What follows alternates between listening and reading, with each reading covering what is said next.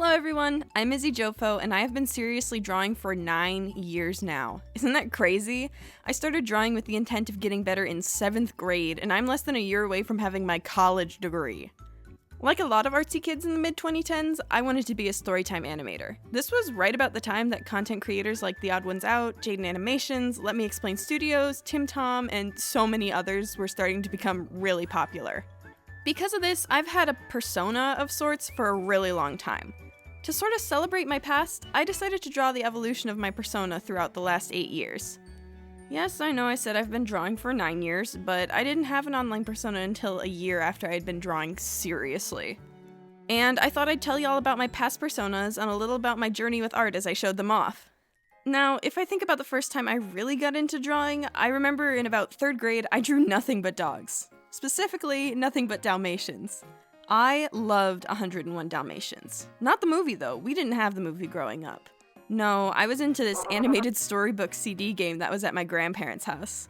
I would play this game as much as I could. I still remember that one of the point-and-click activities was cleaning the soot off of each of the 101 dogs, and I 100%ed that bitch multiple times. In spirit, of course. You'd never be able to tell because, come on, it's an animated storybook. I would draw Dalmatian after Dalmatian in my notebooks, and each of them would have a name and family relations. My favorite dog that I remember was named Rex, and he looked pretty much like Pongo from 101 Dalmatians, but if he had a spot over one of his eyes. I wish I had any of these drawings to show off. I remember drawing page after page of them, but sadly they've all been lost to time. Oh well, at least I have the memory of them. In between the year of Dalmatian obsession and the year that I actually got serious with art, I would sometimes draw random things, usually a little cartoon of me or an imaginary character, but I didn't really consider it one of my main things, you know? I got more into playing music at this time, and that filled the creative character slot that I had at the time. My school introduced 4th graders to orchestra and 5th graders to band, and I made playing the viola and clarinet my personality instead of drawing. Though it never really left me, I would still doodle from time to time. Right before I started drawing things with the intent to show them off and improve my skills, I was really into Pokemon. Still am, but that's beside the point. My ideal drawing style was the Pokemon anime style. I want to say I was drawn to how expressive the characters in the show were, or how I liked the character designs, but really, I had just finished Pokemon X and wanted to draw my silly little OC. Pokemon X was the first Pokemon game that I had played to completion, so it was, and still is, very dear to my heart. My starter was always Fennekin, and you can tell this because my little OC was based off of Delphox. Now, this wasn't my first persona, but she is one of my first OCs that I drew that wasn't a Dalmatian. Then, everything changed when the Fire Nation attacked. And by the Fire Nation, I mean the Warrior Cats book series. I got into this series when, in 7th grade, I went to a friend's birthday party and we played Warrior Cats in her backyard. I had never read the series, but all my friends had, so I played along. I learned about the hierarchy system in the books, what a kitty pet was, what RiverClan was, and all these other things that were so fascinating to me. By winter of that year, I was fully hooked. I would read the books in my free time and draw cats during class. My phone background was a piece of fan art that I had screenshotted from a Google image search. Cats had become my personality. I was obsessed. After a year of drawing nothing but cats, I finally wanted to draw people again, but I wasn't satisfied with how my realistic humans looked. I had spent a lot of time learning cat anatomy and how I like to stylize it, but none of my study time was focused on humans. Since I had no practice, I found a style I could draw people in that made me happy with my art quick. And thus, my first persona was born. My little kitty cat girl! Folks, this is the first Izzy Jofo, bask in her glory. I loved this persona for a short while. She was kind of my baby, but then my friends got into Undertale and said she looked like Temmie. Honestly, they were so right, and I even knew that as a middle schooler, so I transitioned out of the cat girl persona. She never did see the light of the internet as much as I wanted her to, but alas, I did not know what IVIS Paint X was at the time, so my art was stuck in the physical realm.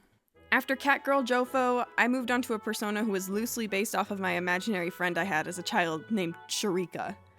Don't ask me why she was named that, that's the doing of 3-year-old Izzy, and I'm not sure she was a fully conscious being yet. I used to imagine that Sharika was my twin sister. She had pretty black hair and dark skin.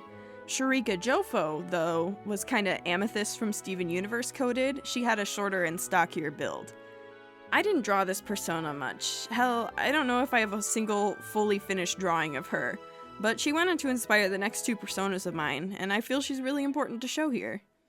Next up is Freckle Jofo. She's the next iteration of Sharika Jofo, with the same curly hair and the addition of 4 freckles on each cheek. She was also originally intended to have Sharika Jofo's darker skin and black hair.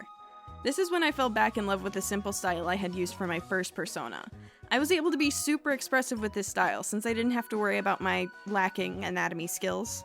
On my second time around with this style though, I didn't make it my main art style. I still had a more semi-realistic style that I drew most everything else in, but I used this more cartoony style to insert personality into my sketchbooks. She didn't last long though, since I started drawing in a more Western cartoon-inspired art style. For the last of the Sharika-coded Jofos, we got Cloud Jofo. Not much changed about her design, except how I drew her, of course. Though, not sure if you could tell this by the drawing of Catgirl Jofo, but I am not black, nor am I a person of color. Honestly, I am one of the palest, whitest bitches I know.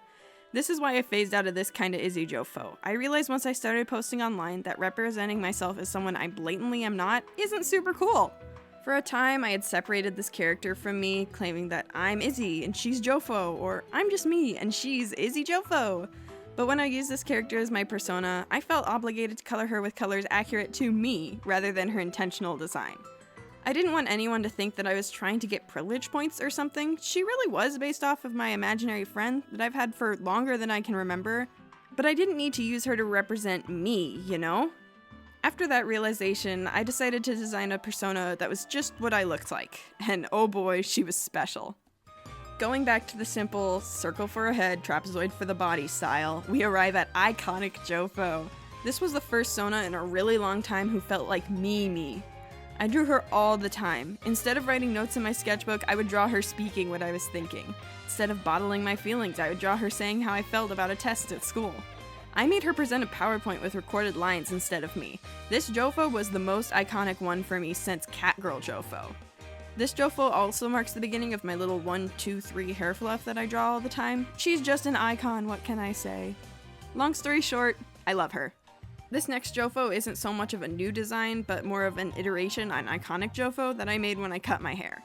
See, I used to have hair that reached my belly button. I grew it out during high school and donated it my senior year. So when I cut it, iconic didn't feel as much like me anymore, so I did a quick little redesign of her.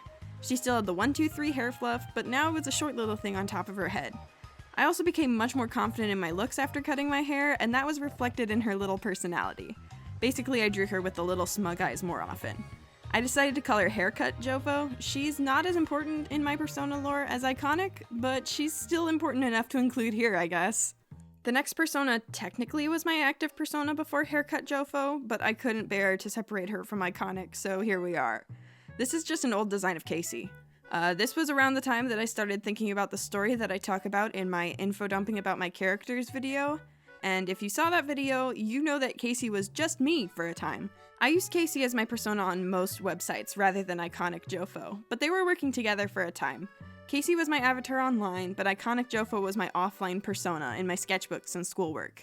You might notice that Casey is bald here. It used to be a part of the lore of the story that fully cursed people lost all their hair. So Casey, Caden, and Riley were all bald for a while. I'm glad I changed that. Not that there's anything wrong with being bald. Wow, okay, we only have a few left. The next persona is WSV Jofo, aka World's Smallest Violin Jofo. I made an animatic back in 2022 about my art journey where I used this version of myself as the main character. In fact, that animatic did so good that I started changing my branding to reflect that. If you looked at my channel banner from 2022 to about a month ago, this version of Izzy Jofo is still chillin' right next to the next iteration of my persona. Although I can see the flaws in the art of that animatic, and I always could, I still have a soft spot for it. Okay, we're almost done. This is Bat Jofo, and I can't really remember why I decided to create her in the first place, or why I made any of the design choices other than, I like bats! But I love her. It didn't take me long to conceptualize her design. In fact, I have the whole document where she was created, which is called Sona?.clip. If I remember correctly, she's sort of based off of a Honduran white brat, with the upturned nose and fluffy hair and coat. But I have no idea where I got the colors from. I'm 95% sure I tried to make her green, but I eventually settled on this pink and purple that we know and love today.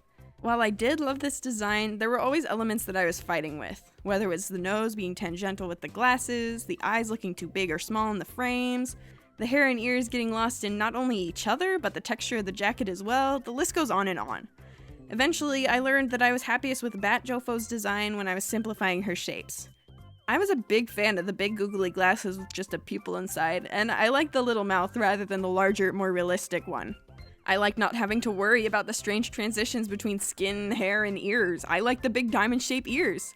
So I conceptualized and finalized Simplify Jofo.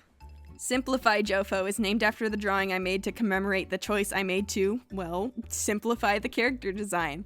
It started as a proof of concept that I would still like my character if I drew her all goofy, and I liked it too much to go back. I can still draw them with all those details that Bat Jofo had, but this is just so much more fun. Oh yeah, I don't know exactly when this happened, but I added the little heart hair spike thing that I add to some of my characters back to this persona. You can't see it all the time since it gets covered up by the ears, but it's there, I promise. I'm shocked that it took this long to show up though, since I've been using it in self-portrait drawings for forever. I used to give it to almost all my characters, but now it only goes to a select few. Typically main characters, actually. Because I'm the main character, obviously. And that's the evolution of my personas. If you recognize any of them, let me know in the comments. I want to know how long y'all have been following me. Also, if you want to see another one of these evolution of my character videos, let me know. I'm already thinking about making one for the Pro Tag group, aka my characters Casey, Mark, Riley, and Kat. So let me know if you want to see that. Thanks for listening to me ramble, and I'll see y'all next time.